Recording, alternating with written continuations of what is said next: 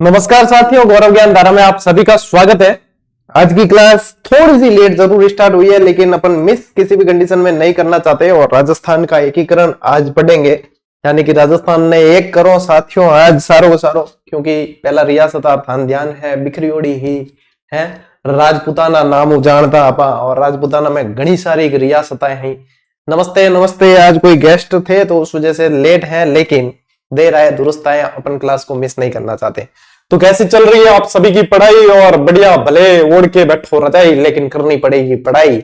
आगे बढ़ना है तो भैया मुश्किलों से लड़ना है। चलिए शुरू करते हैं आज की अपनी इस क्लास को। आवाज ठीक है टापरों? आवाज सही आ रही है क्या? हाँ नमस्ते नमस्ते, आ गए बिल्कुल आ गए।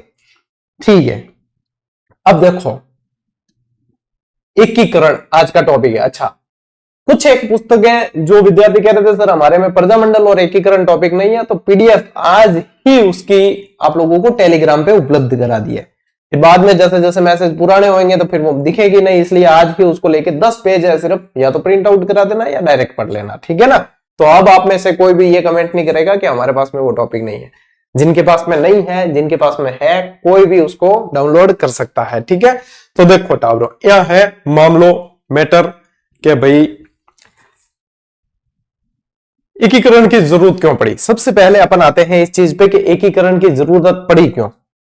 तो देखो, जब कैबिनेट मिशन आया था 1946 की बात है, और कैबिनेट मिशन ने ये कहा कि हमने यानी अंग्रेजों ने, कैबिनेट मिशन में गुण हा अंग्रेजी तो हा, क्या हमने जो संधियां की थी रियासतों के राजाओं से कि हम अब जो है भारत छोड़ने वाले हैं, तो हम अब भारत छोड़ेंगे और जो संधियां हमने की थी उनको निरस्त किया जाएगा और सारी की सारी रियासतें स्वतंत्र अपना अस्तित्व रख पाएगी, ठीक है। कैबिनेट मिशन ने एक ऐसी बात जो है वहां पे रखी, और फिर 1947 का एक अधिनियम आया, और 1947 का अधिनियम 1947, ध्यान रखना 1947 का जो अधिनियम आया, उस अधिनियम की धारा भी पूछ सकते हैं आप लोगों को। उस अधिनियम की धारा 8, उस अधिनियम की धारा 8 के अंदर ये जिक्र कर दिया गया कि जो रियासत अपना स्वतंत्र अस्तित्व, मतलब जितनी रियासतें भारत में उस समय थी वो सारी के सारी स्वतंत्र है, यानी कोई किसी के अधीन नहीं है। अब भारत के सामने एक अलग ही चुनौती के बापूड़ा 565 रियासतें ही बी टाइम। रियासतें कितनी थी? 565 रियासतें थी भैया भारत के अंदर। अब बताओ, अंग्रेजों ने हाथ खड़े कर दिए और पीछे पता चला कि 565 ही देश बनने वाले हैं। तो सबसे खतरनाक चुनौती थी कि ये तो बिखर जाएगा पूरा का पूरा, और उनको जो है एक करना था, उनको जोड़ना था। तो इस वजह से जो है यहाँ पे अब इन 565 रियासतों को जोड़ा कैसे जाए, तो जो शीर्ष नेतृत्व था अपने भारत का, उन्होंने श्रीनगर के अंदर एक बैठक की और उसमें यह निर्णय लिया कि यहाँ पे जो है एक विभाग बनाना चाहिए हमें, क्योंकि रियासतों को एक करना है तो रियासती विभाग बनाया जाए। तो यहाँ पे ध्यान रखना आप लोगों को कि क्या बनाया जाता है? रियासती विभाग का गठन किया जाता है। किसका गठन किया जाता है? रियासती विभाग का गठन किया गया। कब किया गया? 5 जुलाई। कब किया गया? 5 जुलाई 1947 को रियासती विभाग का गठन किया। अब रियासती विभाग का गठन कर दिया, और आदमी ऐसा चाहिए भैया कि जो सबको एक कर सके, सबको जोड़ सके। तो आप लोग बताइए कि अपने देश में, भारत में, लौह पुरुष के नाम से किसे जाना जाता है? अब इसके एक तो बनाए गए अध्यक्ष, इसके एक तो आप लोगों को ध्यान रखना है, एक तो अध्यक्ष ध्यान रखना है। इनके अध्यक्ष बनाए गए सरदार वल्लभ भाई पटेल। सरदार, अभी मैं आप लोगों को, और यहाँ पे थंबनेल पे अभी भले लिख रहा हूं लेकिन लिखाऊंगा मैं आप लोगों को, सरदार वल्लभ भाई, एक बार समझ लो कंसेप्ट, वल्लभ भाई पटेल को अध्यक्ष बनाया गया। सरदार वल्लभ भाई पटेल को ऐसे ही लौह पुरुष के नाम से हम नहीं जानते, क्योंकि 565 रियासतों को एक करना है। तो भैया सीधा सीधी बात यह है कि लोहा लेना है, ठीक है। सरदार वल्लभ भाई पटेल को भारत का बिस्मार्क कहा जाता है। जैसे बिस्मार्क ने जर्मनी का एकीकरण किया, वैसे ही सरदार वल्लभ भाई पटेल ने इन 565 रियासतों को एक सूत्र में बांध दिया था, एक सूत्र के अंदर बांध दिया था। सचिव बनाए गए वीपी मेनन को। सचिन किसे बनाया? वीपी मेनन को बनाया। वीपी मेनन को क्यों बनाया सचिव?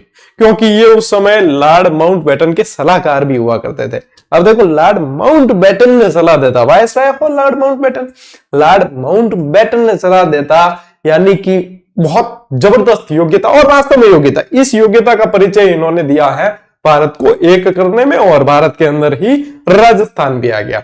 तो राजस्थान का एकीकरण मैंने आप लोगों की पृष्ठभूमि तैयार की है कि क्यों जरूरत पड़ी, क्यों जरूरत। टोटल भारत के अंदर 565 रियासतें थी, राजस्थान के अंदर उस समय 19 रियासतें थी।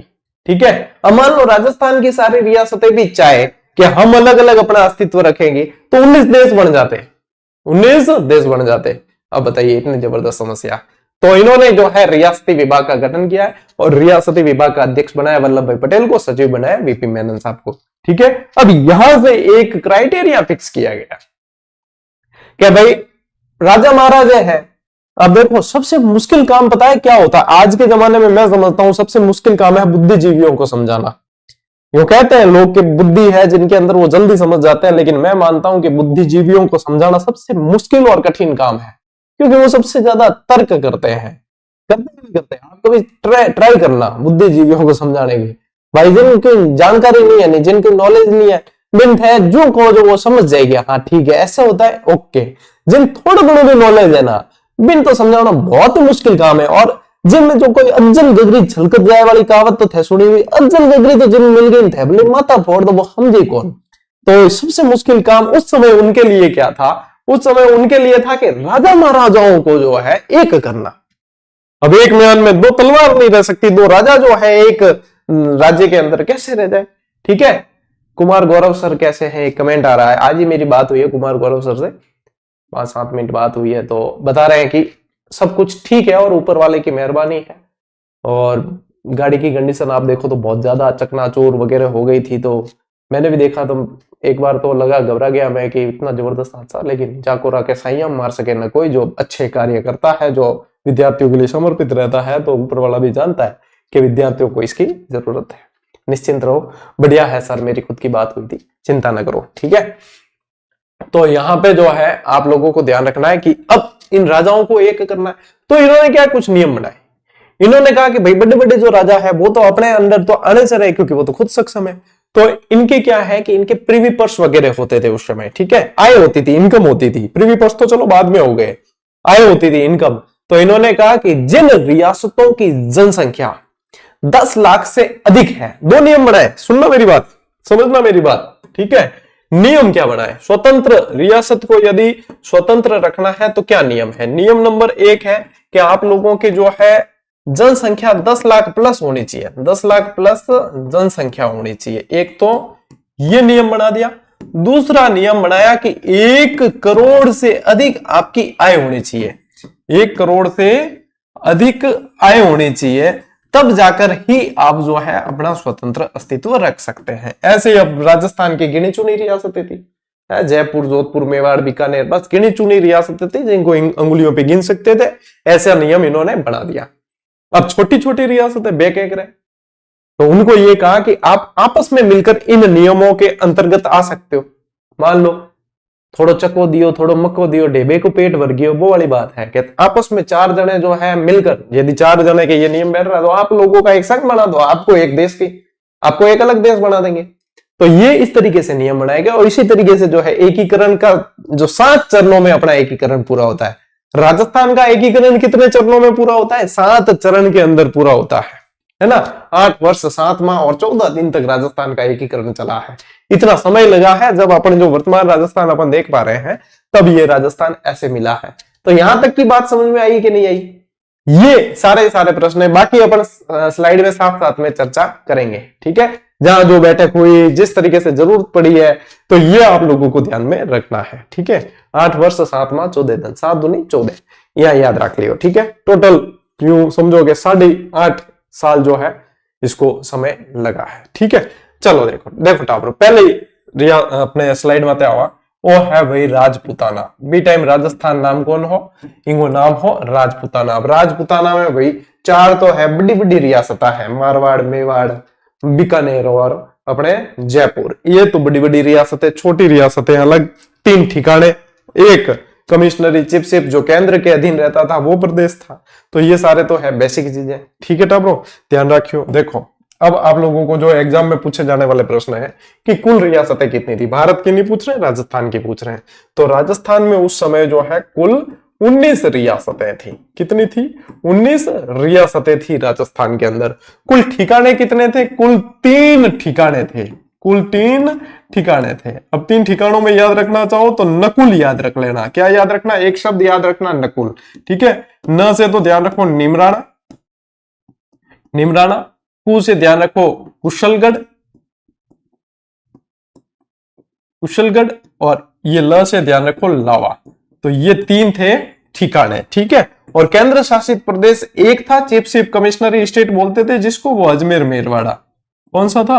अजमेर मेरवाड़ा के नाम से इसे जाना जाता था। ये बेसिक जानकारी है जो आप लोगों को ध्यान रखनी है। ये नक्शा मैंने शामिल इसलिए किया कि आप लोगों के पास में जब भी पीडीएफ शेयर की जाती है आप लोग जो है जूम जाम करके इसको देख सकते हो, ठीक है। अब अपन चल रहे हैं भैया, आपने जो पहली वन लाइनर आई थी ना, पहला पार्ट जो पार्ट 1, वो उसके अंतिम दौर में एक एकीकरण टॉपिक बचा है, एक बचा है साहित्य, यानी कि इस सप्ताह के अंदर ही अपन इन दोनों को पढ़ लेंगे।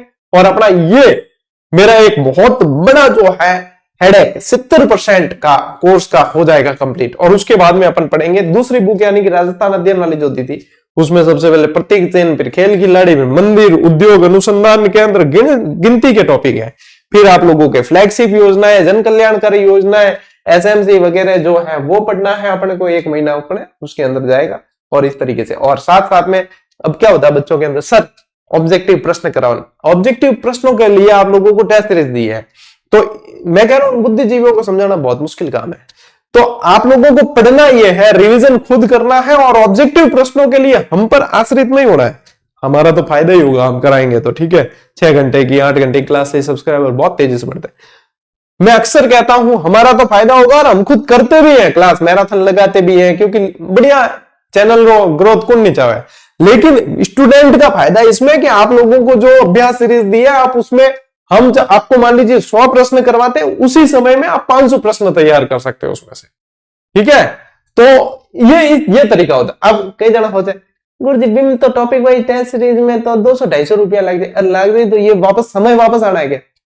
मतलब 25-25 हजार रुपए आप कोचिंगों में व्यर्थ कर सकते हो, लेकिन अपने 7-8 हजार प्रश्नों की प्रैक्टिस जब आप लोगों को इस प्राइस में, जो कौड़ियों के मूल्य, जो सर्वर चार्ज है सिर्फ उसमें करने में जोर पड़े, तो समझ लेना क्या भाई साहब सिलेक्शन अजीत दूर पड़ियो है, ठीक है।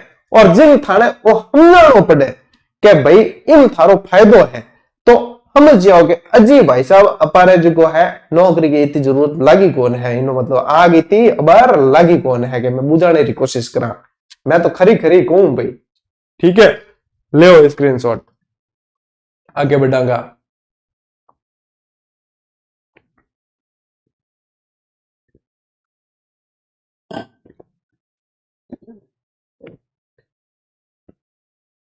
चलो देखो, अब रियासती विभाग का गठन क्यों हुआ, कैसे हुआ, कब हुआ, ये मैंने बताया है। अब इन राइटिंग रिटर्न में तो रियासती विभाग का गठन डेट यदि लिखना चाहो तो बेटा लिखो 5 जुलाई 1947, ठीक है। अब क्यों किया गया वो बता दिया। अध्यक्ष किसे बनाया है? अध्यक्ष बनाया है वल्लभ भाई पटेल को, वल्लभ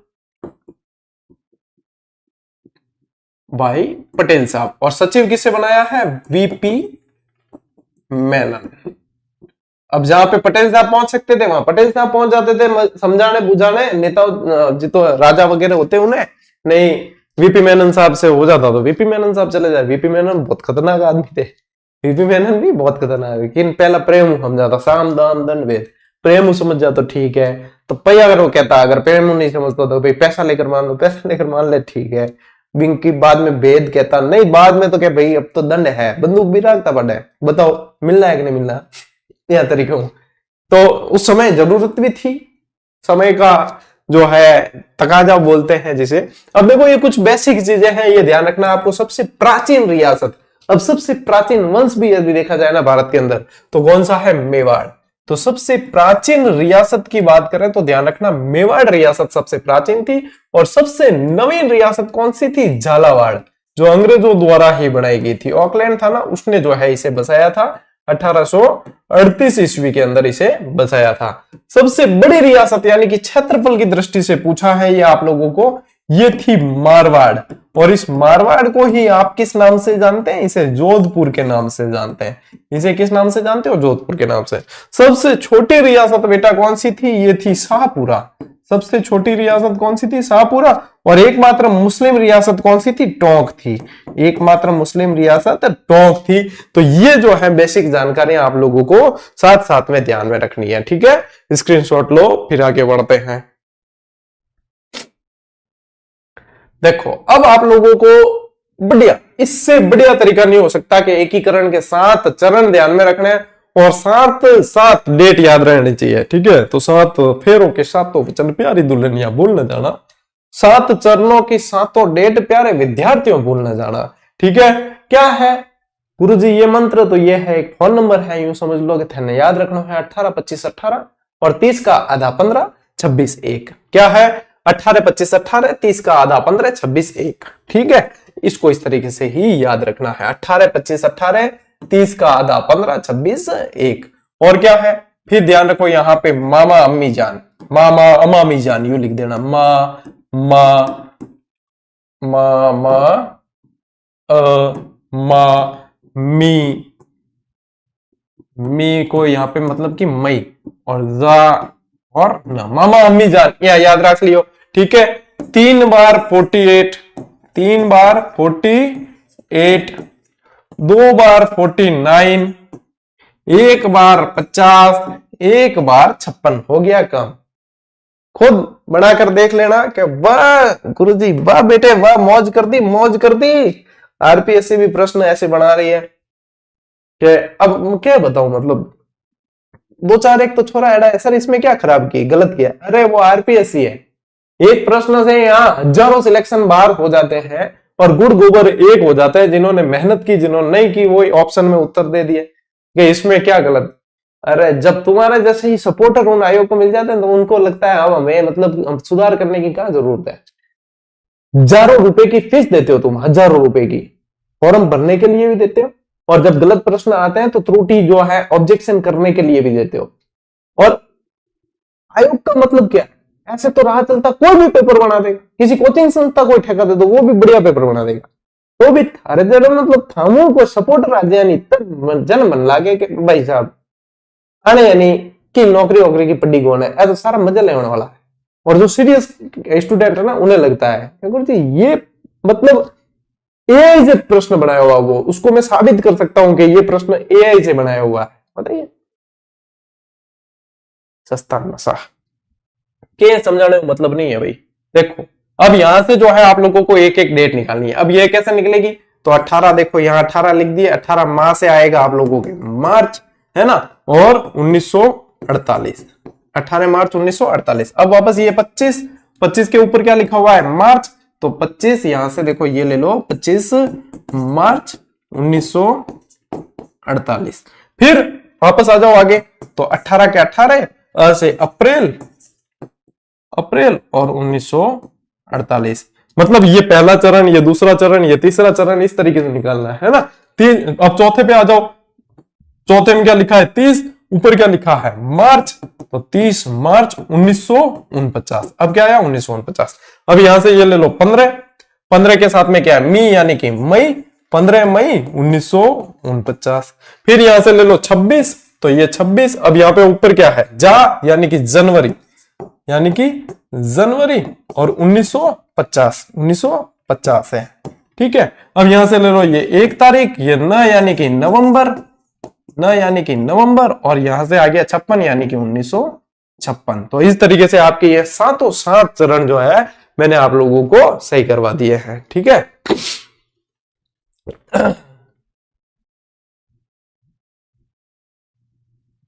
ठीक है, तो ये आपके आ गए 1 2 3 4 5 6 7। देख लो एक भी डेट कहीं इधर उधर तो नहीं हुई है। हाँ 18 मार्च 1948, 25 मार्च, 18 अप्रैल, 30 मार्च, 15 मई, 26 जनवरी। तो ये सबसे सस्ता सुंदर टिकाऊ मामला है कि हम एक बार याद करो और कभी गलत होने का कोई चांस नहीं है। ठीक है, ले लिया स्क्रीनशॉट, चलो आगे बढ़ते हैं। अब देखो राजस्थान के एकीकरण की राजधानियां भी याद करनी है आप लोगों को, राजस्थान के एकीकरण के राज प्रमुख भी याद करने, और सबके जो है अपने पास में सस्ते सुंदर टिकाऊ इलाज है। यानी कि देखो राजधानियां एकीकरण की याद करनी है ना, तो अलका उदय की 4 बार जय बोल देना। क्या करना, याद हो जाएगी, मैं हकीकत बता रहा हूं तुम्हें। अलका और उदय की 4 बार जय बोलना कि गुरुजी ये कौन है, कोई देवता। ठीक है, तो यह याद कराने वाला देवता ही मान लीजिए, अलका उदय की 4 बार जय। ठीक है, जय हो जय हो, जय हो जय हो। तो सबसे पहले देखो अलवर, सबसे पहले चरण की राजधानी किसे बनाया गया, अलवर को बनाया। दूसरे चरण की राजधानी बनाया है क से कोटा। तीसरे चरण की राजधानी बनाया है उदयपुर को। किसे बनाया, उदयपुर को। और फिर पीछे देखो 3 चरण तो निकल गए, 7 में से पीछे कितने चरण बचे, 4। तो चारों बार फिर जयपुर राजधानी रहेगी, चारों बार जयपुर रहेगी, जयपुर 4 बार है। ठीक है, चारों बार जयपुर रहेगी। आई बात समझ, बल्ले पट्टी करनी पट्टी, यही याद करना है, बस टेंशन छोड़ो, याद करो। और फिर देखो एकीकरण के राज प्रमुख बनाए गए हैं। राज प्रमुख यानी कि उन समय में रियासत का कौन सा राजा पावरफुल था, उसको राज प्रमुख यानी कि सर्वोच्च पद हो गया उसका। ठीक है, राज प्रमुख बनाए हैं। तो यहां पे आप लोगों को राज प्रमुख की भी मैं एक ट्रिक देता हूं कि उदय भी भोपा, उदय बी भोपा और मान मान मान मान, 4 बार मान। ठीक है, मान मान मान मान, उदय भी भोपा, मान मान मान मान, 4 बार मान मान। ठीक है, अब देखो क्या है, उदय भान सिंह धौलपुर, उदय भान सिंह धौलपुर। पहला जो चरण था मत्स्य संघ जिसको बोलते हैं, उसके राज प्रमुख बनाए गए उदय भान सिंह धौलपुर को।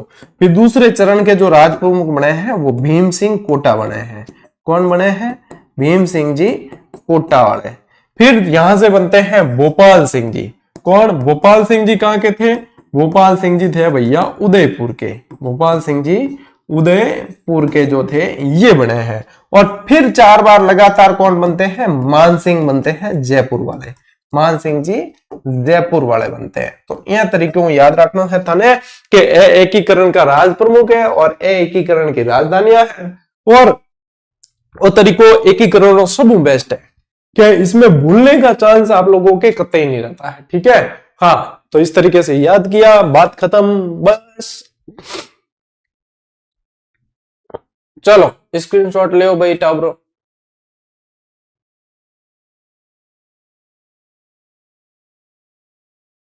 बढ़े आगे। ओके, अब देखिए राजस्थान के एकीकरण के उद्घाटनकर्ता भी थे, जैसे जैसे संघ बन जाते वैसे वैसे उद्घाटन किए जा रहे। फिर तो उद्घाटनकर्ता में याद रखना आपको जी का नेहरू सरदार, एक ट्रिक है, जी का नेहरू सरदार, जी का नेहरू सरदार, ये याद रखना है। अब ये क्या है, जी का मतलब है गॉडगिल। क्या है, गॉडगिल, नरहरि विष्णु गॉडगिल नाम था, एनवी गॉडगिल। क्या बोलते हैं, एनवी गॉडगिल। ये भी गॉडगिल, ये भी गॉडगिल, दोनों एक ही व्यक्ति थे। ठीक है ना, अलग अलग मत मान लेना, एनवी गॉडगिल, एनवी गॉडगिल। फिर देखो यहां से पंडित नेहरू, शॉर्ट में लिख रहा हूं, आप पूरा लिख लेना, जवाहरलाल नेहरू। और यहां से सरदार पटेल, सरदार पटेल। प्रारंभ के 4 चरणों का ही उद्घाटन किया गया है, उसके बाद में उद्घाटन नहीं किया। भाई चीज उजिया जाने के मारी स्टार्ट में किताबें आती नहीं, तो घणो जोश रहता कि आ रहे यार अपनी किताबें आ रही है। अब पता है कि 100 से ज्यादा 100+ टाइटल दे चुके हैं, तो अब किताबें आती तो विमोचन भी कई बार तो हम करते ही नहीं है, डायरेक्ट टेलीग्राम पे डाल के बता देते कि भाई ये किताब आई। स्टार्ट में आती जहां किताब आती जो विमोचन करता। तो भाई चीज है कि यहाँ स्टार्ट में 4 चरण हुआ, तो 4 का 4 उद्घाटन कर दिया, बाद में भाई हो गया है तो किंग कौन है।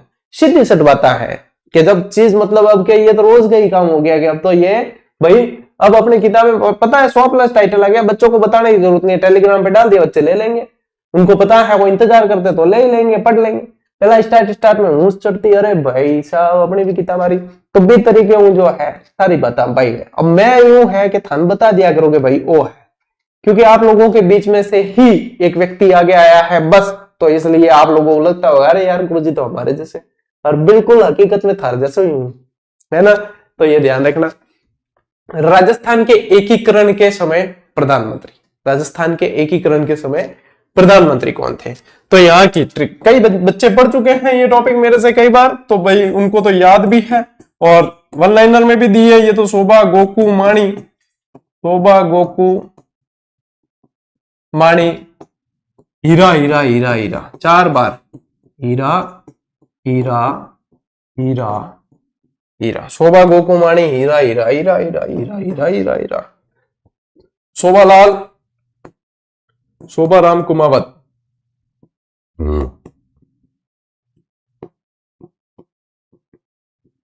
ठीक है, गोकुल भाई बट मत कर देना, गोकुल लाल असावा है, गोकुल लाल असावा, माणिक्य लाल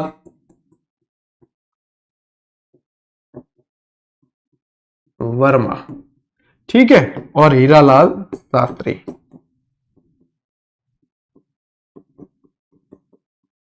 हो गए 4 बार हीरालाल शास्त्री। तो इस तरीके से याद रखना, ये प्रधानमंत्री है, आगे जाकर यही मुख्यमंत्री कहलाएंगे, जो राज प्रमुख है वो आगे जाकर राज्यपाल बनेंगे। ये चीजा है, ठीक है, ले आओ स्क्रीनशॉट। इसी के साथ आप लोगों के एकीकरण पूरा हुआ, पूरा ही हो गया एक तरीके से। हाँ, अब अलग अलग चरणों को अपन पढ़ेंगे क्योंकि अलग अलग चरण पूछे जाते हैं, लेकिन एक कंक्लूजन जो आप लोगों के 7 चरण का है वो एक तरीके से आप लोगों को मैंने याद करवा दिया है। अब भाई साहब क्या जाना क्या गुरुजी ये ट्रिक क्या याद हुई, तो अपार याद करने की जरूरत है कोई, जिन याद हुई वो करी और जिन याद हुई वो सिलेक्शन ली। तो आग हमेशा लगनी चाहिए, कैसे लगेगी, क्यों लगेगी और कब तक लगेगी, ये डिसाइड आप लोगों को करना है, ठीक है। चलो आगे बढ़ते हैं। अब देखो, अब आते हैं भाई अपन पहले चरण पे, पहले चरण पे आते हैं। देखो अब ये कैसे गणित चली है, कुछ समय जो है आप लोगों को मुझे सुनना पड़ेगा, 5 मिनट। क्या होता है, अब फिर से आओ अपने दिमाग लगाओ, रियासती विभाग का गठन हुआ है, सरदार वल्लभ भाई पटेल को जिम्मेदारी सौंपी गई है, बीपी मेनन साहब को जिम्मेदारी सौंपी गई है कि आप लोगों को इन रियासतों को मिलाना है। वही अब परिपाटी आ रही है राजस्थान के अंदर। राजस्थान में 19 रियासतें हैं, 3 ठिकाने, एक कमिश्नरी चीफ से प्रदेश। अब इनके सामने चुनौती है कि इन सभी को एक कैसे किया जाए।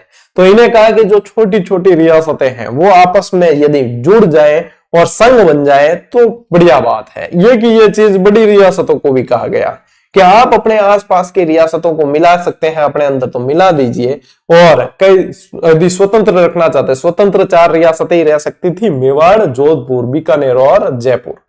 तो इन्होंने तो एक तरीके से सोच रखा था कि हम स्वतंत्र तो रहे लेकिन हमारे साथ में आसपास की रियासतें मिले, तो जो इसके लिए जो है प्रयास करने शुरू कर दिए। प्रयास के अंदर जो है सबसे पहले जो मेवाड़ के राणा जी थे, मेवाड़ के राणा जी ने सोचा कि मैं जो है प्रयास करता हूं, और आसपास के बहुत सारे राजाओं को आमंत्रित किया और एक बैठक बुलाई और कहा कि ये आइए अपन जो है एक ही अपन बना देते हैं, एक संघ बना देते हैं, ठीक है। और उस तरीके से जो है एक बैठक हुई, दूसरी बैठक हुई, लेकिन सारे के सारे राजा बड़े बड़े एक दूसरे के अधीन, कोई आना नहीं चाहे, एक दूसरे का सहयोग कोई करना नहीं चाहे, तो बात बनती नहीं है, ठीक है।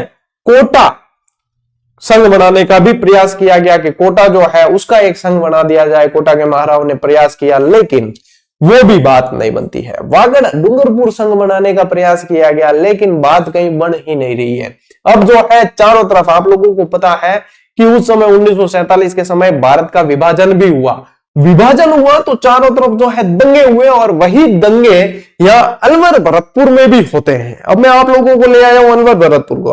अलवर भरतपुर के अंदर भी दंगे होते हैं, और उस समय अलवर के राजा थे तेज सिंह जी। याद रखना, अलवर के राजा कौन थे? अलवर के राजा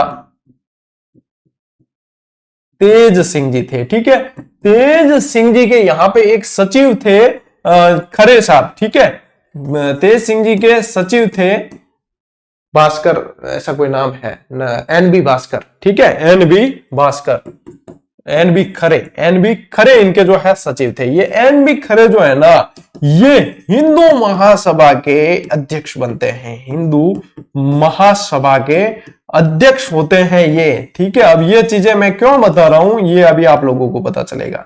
ठीक है, ये इसके अध्यक्ष होते हैं हिंदू महासभा। अब हिंदू महासभा यानी कि एक तरीके से आरएसएस का ये एक मतलब एक ब्रांच हो गई, एक उसकी शाखा हो गई, ये मान सकते हो। अब ये गणित इसलिए है कि अब यहां पे सुनो कि यहां पे जो है एक जगह तो हो रहे हैं दंगे, तो दंगे होने का आरोप लगता है कि इन्होंने करवाया है, कि अलवर के राजा इन्होंने करवाया है, भरतपुर के इन्होंने। तो इनके यहाँ के जितने अलवर, भरतपुर, करौली और धौलपुर के राजा थे, इनको बुलाया गया दिल्ली रियासती विभाग ने और कहा कि आप लोग जो है एक संघ बना लो अपना और स्वतंत्र रखो इस संघ को। इस संघ को एक बार संघ बना दो, फिर बाद में डिसाइड किया जाएगा कि आप यूपी के पास में है तो इसको यूपी में मिलाया जाए या राजस्थान में मिलाया जाए, तो इसको जो है बाद में डिसाइड किया जाएगा, लेकिन एक संघ बना दिया जाए। ठीक है, लेकिन यहां पे आप लोगों को पता है कि इस समय महात्मा गांधी की हत्या कर देते हैं नाथूराम गोडसे। नाथूराम गोडसे जो है हिंदू महासभा के सदस्य थे और अध्यक्ष देखो कौन है, एन बी खरे इनके सचिव तेज सिंह जी के। तो सीधे तार जोड़े जा रहे थे तेज सिंह जी से। सीधे तार किससे जोड़े जा रहे थे कि महात्मा गांधी की हत्या करवाने में तेज सिंह जी का हाथ है और जांच आयोग बिठा दिया गया। इन पे अब जांच आयोग चल रहा है। इधर जितने दंगे हो रहे थे तो वो भरतपुर के राजा पे शक किया गया कि भरतपुर के राजा का जो है हाथ है दंगे करवाने में। मतलब अलवर और भरतपुर के राजा तो इस संघ के अध्यक्ष बन ही नहीं सकते थे। इसलिए आप लोग देखोगे कि यहाँ पे क्षेत्रफल की दृष्टि से अलवर बड़ा होने से राजधानी तो अलवर को बनाया है, लेकिन राज प्रमुख जो है अलवर के तेज सिंह जी नहीं बन रहे हैं और राज प्रमुख कौन बन रहे हैं, उदय भान सिंह धौलपुर के बन रहे हैं। तो ये कारण था इसके पीछे और कई बच्चों को ये कारण पता ही नहीं होता, डायरेक्ट ही वो जो है अपने रट लेते हैं कि ये चीज ऐसे है। तो ये आप लोगों को कंसेप्ट समझना बहुत जरूरी था, तो ये ध्यान रखना है। अब इनका संघ जो है बन जाता है, राजधानी अलवर को बनाते हैं और फिर बाद में डिसाइड करेंगे कि करना क्या है। तो 17 मार्च को जो है इनकी मीटिंग होती है। 18 मार्च को जो है ये अस्तित्व में आ जाता है। मत्स्य संघ इसका नाम दिया गया। इसका नाम देखो मत्स्य संघ क्यों दिया गया, क्योंकि यहाँ पे पहले बैराट वाला क्षेत्र पड़ता है, विराट नगर वाला क्षेत्र पड़ता है, राजा विराट का यहाँ पे क्षेत्र रहा है और महाभारत काल का क्षेत्र रहा है, इसलिए इसका नाम जो है वहां से लिंक करते हुए मत्स्य नाम दिया गया। मत्स्य जनपद के आधार पर मत्स्य नाम दिया गया। ठीक है, तो स्थापना जो है आप लोगों को ध्यान रखना है, स्थापना कब होती है इसकी, 18 मार्च 1948। ठीक है, शामिल रियासतें कौन सी थी, तो इसमें याद रखो ए बी सी और डी के। ABCD क्या है गुरुजी, तो यही है अलवर, भरतपुर, करौली और धौलपुर, ABC और D। ठीक है, तो यहां पे आप लोग चाहे लिख लो वापस अलवर, B से भरतपुर, करौली और धौलपुर। ठीक है, अब यहां पे बात आती है कि क्षेत्रफल इसका कितना था, ये चीजें पूछी जाती है, ये डायरेक्ट पूछी जाने वाली चीजें हैं। क्षेत्रफल इसका यानी कि ये जो संघ बनाया है इसका क्षेत्रफल 12,000 वर्ग किलोमीटर था। 12,000 किलोमीटर स्क्वायर इसका क्षेत्रफल था। यह आप लोगों को जो है यहाँ पे ध्यान रखना है कि इसका क्षेत्रफल कितना था, 12,000 किलोमीटर स्क्वायर इसका क्षेत्रफल था। फिर बात आती है कि जनसंख्या कितनी थी, तो जनसंख्या बेटा यहाँ थी 18.38 लाख जनसंख्या थी। 18.38 लाख जनसंख्या थी। राजधानी किसे बनाया गया, अलवर को राजधानी बनाया गया है। अलवर को क्या बनाया है, राजधानी बनाया है। चलिए स्क्रीनशॉट लीजिए इसका, फिर आगे बढ़ते हैं अपन। चलो देखो, अब बात आती है राज प्रमुख की। तो मैंने बताया तेज सिंह जी राज प्रमुख नहीं बन पाए, तो किसे राज प्रमुख बनाया, उदय भान सिंह जी धौलपुर को बनाया है। किसे बनाया है, उदय भान सिंह धौलपुर को इनका राज प्रमुख बनाया है। प्रधानमंत्री मैंने आप लोगों को पहले ही बता दिया, शोभाराम कुमावत, शोभाराम कुमावत को PM बनाया गया है यहां पे। ठीक है, उपराज प्रमुख किसे बनाया, मोस्ट इंपॉर्टेंट है। अब देखो मैंने आप लोगों के इसीलिए ये चीज क्लियर किया कि अलवर को निकाल दो बीच में से, भरतपुर को निकाल दो। धौलपुर वाले तो बन गए आप लोगों के अध्यक्ष, पीछे क्या बना, करौली बचा है। तो करौली के गणेश पाल देव जो है, कौन, गणेश पाल देव करौली, इन्हें बनाया गया है उपराज प्रमुख। मोस्ट इंपॉर्टेंट है, और इसीलिए मैंने ये चीज पहले क्लियर किया आप लोगों को, इसीलिए ये चीज पहले क्लियर किया है कि अलवर और भरतपुर, क्योंकि दोनों के ऊपर जांच आयोग बैठे हुए हैं। एक के ऊपर महात्मा गांधी जी की हत्या से संबंधित जांच आयोग बैठा हुआ कि इन्होंने हत्या में शामिल है या नहीं है, एक के ऊपर दंगे के आरोप लगे हुए, तो वहां से दोनों, इनमें से तो बन ही नहीं सकते, इसलिए दोनों को इग्नोर किया।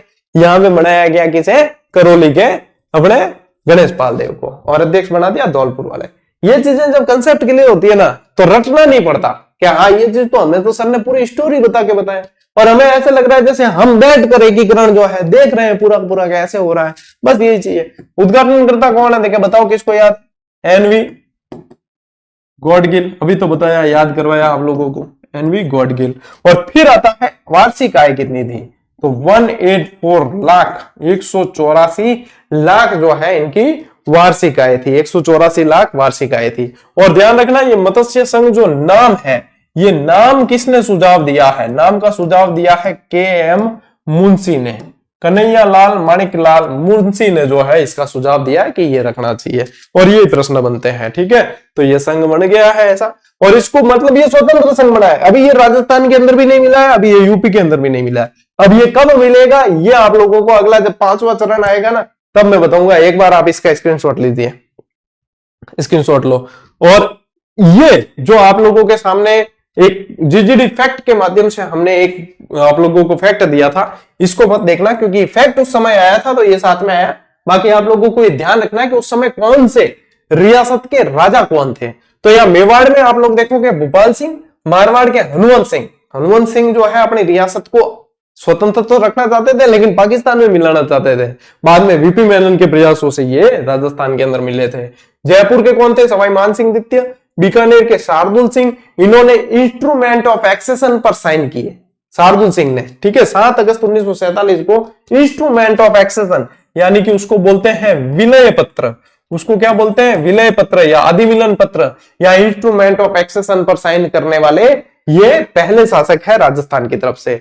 कोटा के शासक कौन थे, भीम सिंह। धौलपुर के उदयपान सिंह, सिरोही के अभय सिंह, शाहपुरा के सुदर्शन देव, टोंक के अजीज उद्दौला थे।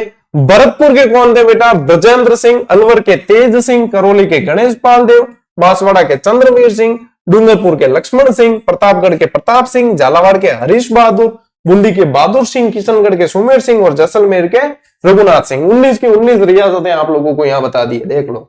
और 3 प्रमुख ठिकाने थे, तो इसमें निमराना के राजेंद्र सिंह थे, लावा के बत्सनदीप थे, और कुशलगढ़ के हरेंद्र सिंह थे। ठीक है, और ये अजमेर मेरवाड़ा ब्रिटिश नियंत्रण में आता था।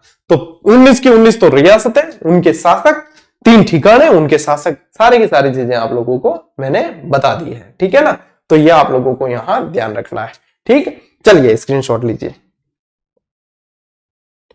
और इसी के साथ बेटा आज की ये क्लास अपनी पूरी हुई। मैंने देखो मेरे यहाँ पे गेस्ट आए हुए थे, फिर भी मैंने कोशिश की कि गेस्ट को भी समय दिया जाए, अपने जो रेगुलर काम है वो भी किए जाए, और साथ ही साथ जो क्लास देनी है विद्यार्थियों को वो भी दी जाए। मैं इसलिए गिना नहीं रहा हूं आप लोगों को या जता नहीं रहा हूं, मैं ये बता रहा हूं इसलिए क्योंकि आप लोगों के भी ऐसी सिचुएशन होती है कि यार सर आज क्या किया जाए, आज तो सर की क्लास आ रही, स्किप कर देते हैं, और करते भी है कई जने। मैं ये कहना चाह रहा हूं कि कोशिश ये करो कि लेट सेट ही सही, लेकिन स्किप नहीं करना है, क्योंकि वो दिन वापस नहीं आता है ना। जो दिन चला जाता है वो चला ही गया है, वो फिर से लौट कर नहीं आएगा।